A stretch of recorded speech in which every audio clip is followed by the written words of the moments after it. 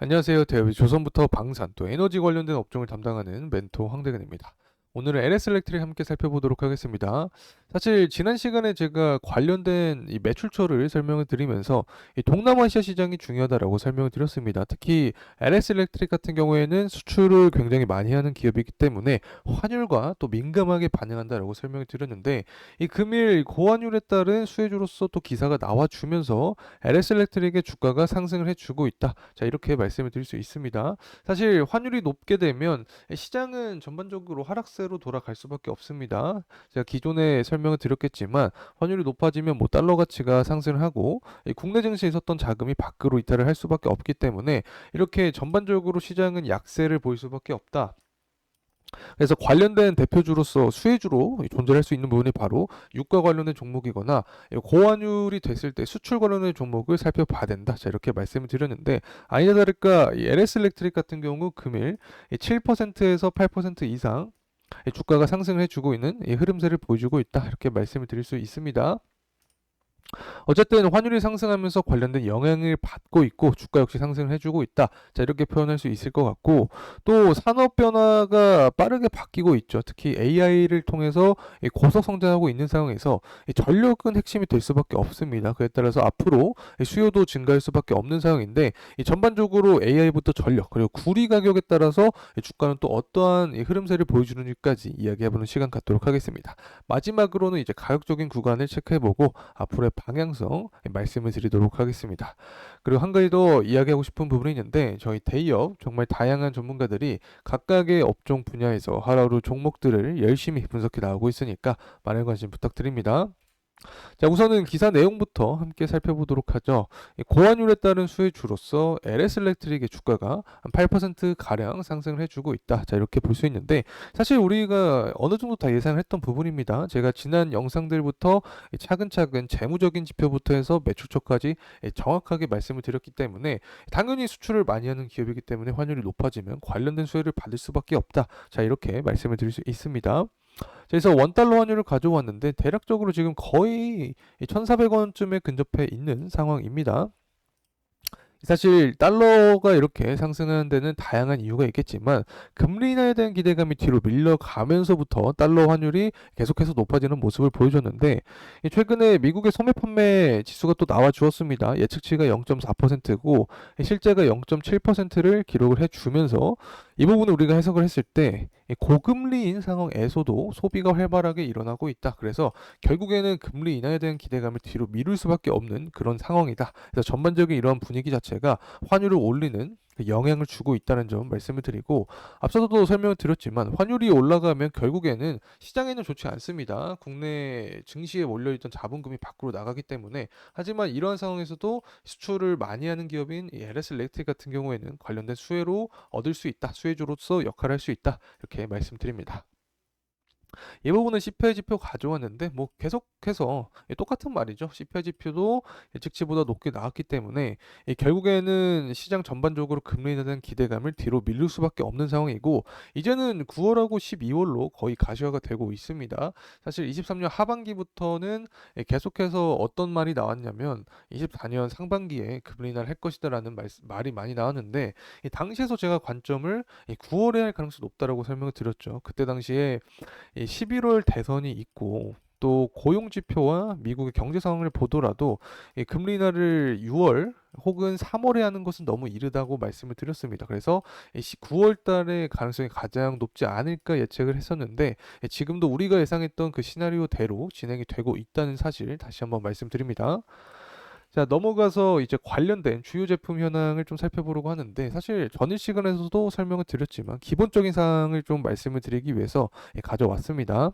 이 매출을 보게 되면 우선은 이 전력 부분에서 이 86% 가량이 나오고 있습니다. 그래서 가장 중요한 부분이 될 수 있겠는데 특히 자동화 부분 같은 경우는 제가 어떤 말씀을 드렸냐면 상반기까지 재고 소진 단계가 지나고 나서 24년 하반기부터 흑자 전환이 예상이 된다라고 설명을 드렸죠. 그래서 이 부분이 가속화되면서 전반적인 실적의 좋은 흐름세를 야기할 수 있다라고 설명을 드렸습니다. 그리고 또 우리가 생각을 해봐야 될 점은 바로 매출의 대부분을 차지하고 있는 전력 부분입니다.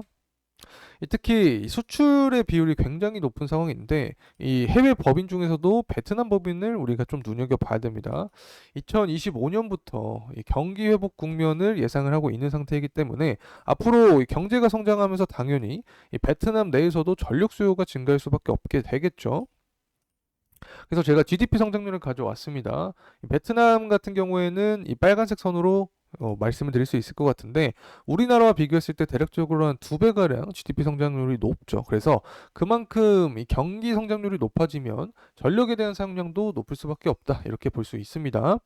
그래서 전반적으로 베트남 같은 경우에는 뭐 연평균 한 9.6%의 전기 수요 증가가 예상이 되는 지역이다. 그래서 2025년부터 대략적으로 베트남 법인의 실적 호조가 두드러지면서 관련된 실적 개선세를 통해서 LS 일렉트릭 주가도 긍정적인 모멘텀을 받을 수 있다. 자, 이렇게 말씀을 드립니다.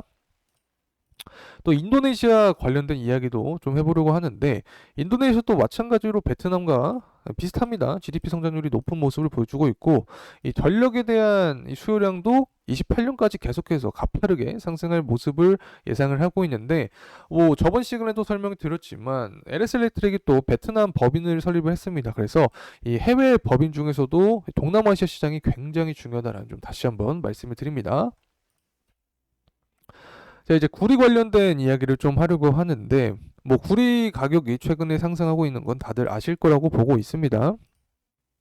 특히 24년 초부터 지금까지 계속해서 상승하고 있는데, 뭐, 디테일한 부분은 좀 이따가 자세하게 설명을 드리겠지만, 이 전반적으로 수요가 늘어나고 있고, 이 공급은 감소하고 있기 때문에, 이 구리 가격이 상승을 해주고 있다. 자, 이렇게만 말씀을 드리겠습니다. 지금은.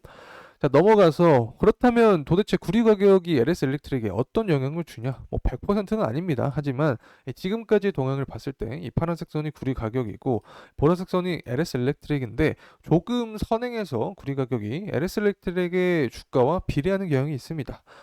구리 가격이 하락할 때 LS 일렉트릭의 주가도 하락하는 경향이 있고 구리 가격이 상승할 때 LS 일렉트릭의 주가도 상승하는 경향이 있다. 자, 이렇게 볼 수 있고 최근에 주가가 가파르게 상승한 원인은 결국에 AI 붐에 따라서 관련된 후속주로서 역할을 했기 때문에 LS 일렉트릭의 주가가 가파르게 상승해줬다. 자, 이렇게 표현할 수 있습니다.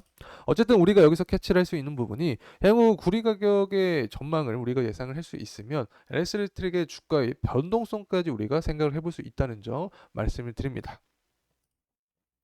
자, 그래서 결국에는 구리가 수요가 이렇게 증가하는 이유는 결국에 이 산업이 바뀌고 있죠. 뭐 AI부터 전기차 그리고 반도체까지 끊임없이 전력을 사용할 수밖에 없게 됩니다. 그리고 이 전력을 사용하게 될 때 핵심이 되는 부분이 바로 구리라고 제가 설명을 드렸었죠.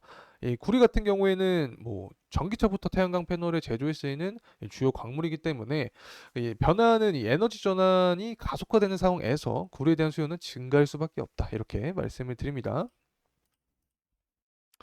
자, 그리고 이 부분은 이제 공급 관련된 이야기인데, 뭐 사실 공급적인 측면도 제가 굉장히 많이 말씀을 드렸었죠. 뭐 하나하나 자세하게는 말씀을 드릴 수 없겠지만, 간단하게만 설명을 드리면, 이 칠레부터 이 잠비아, 이 관련된 구리 관련된 대표적인 공급 국가인데 이 계절적인 요인으로 인해서 이 구리에 대한 광석 채굴 자체가 어려워졌다고 말씀드렸습니다. 그리고 여기에 더해서도 이 중국을 빼놓을 수가 없게 되겠죠. 원자재 최대 공급국 또 최대 수요국이기 때문에 이 중국의 재련소들 역시 광석 처리 비용이 이 손익분기점 밑으로 떨어졌다. 그래서 감산할 수밖에 없는 상황이 됐기 때문에 이 전반적으로 공급 이슈로 인해서 구리 가격이 이 상승을 해주고 있다.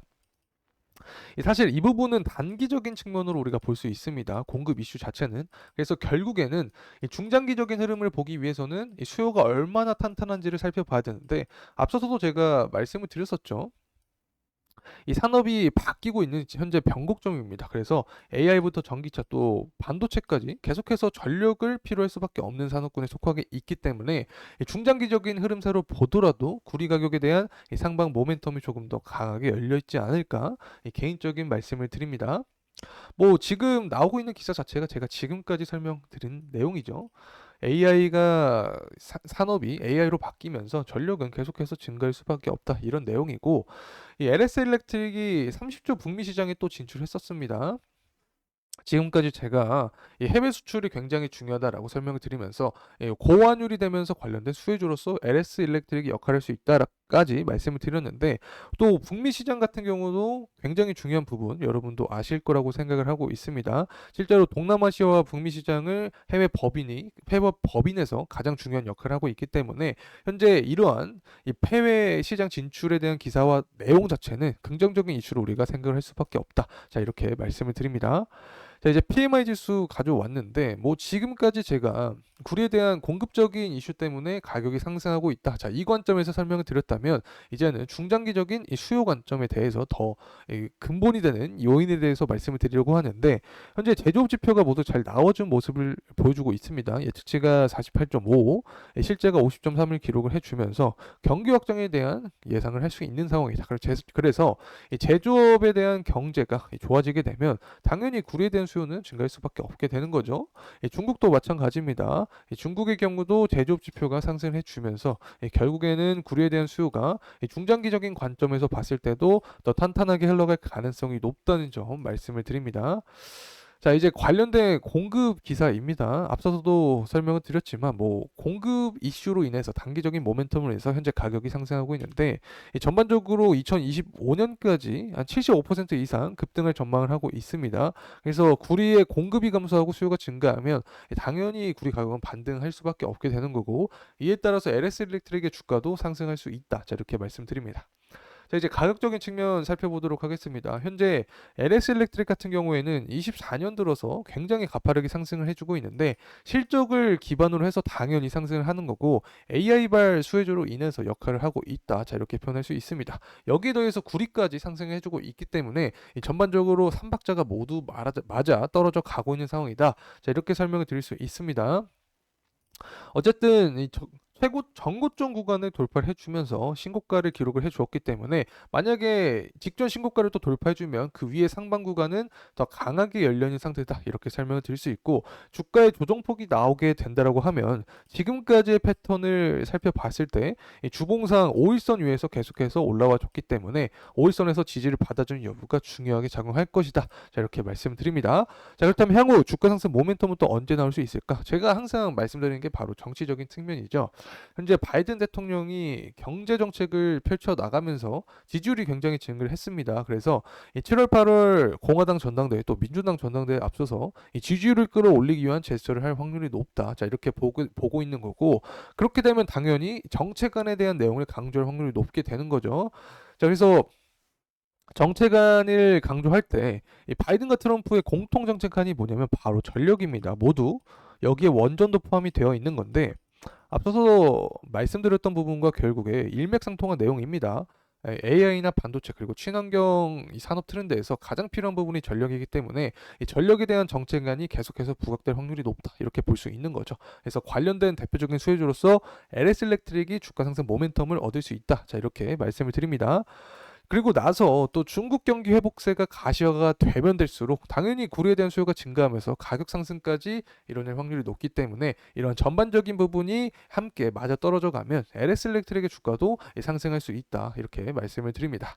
자, 이상으로 LS 일렉트릭에 대한 영상 마무리하겠습니다. 끝까지 시청해주신 모든 분들께 진심으로 감사의 말씀 드립니다. 감사합니다.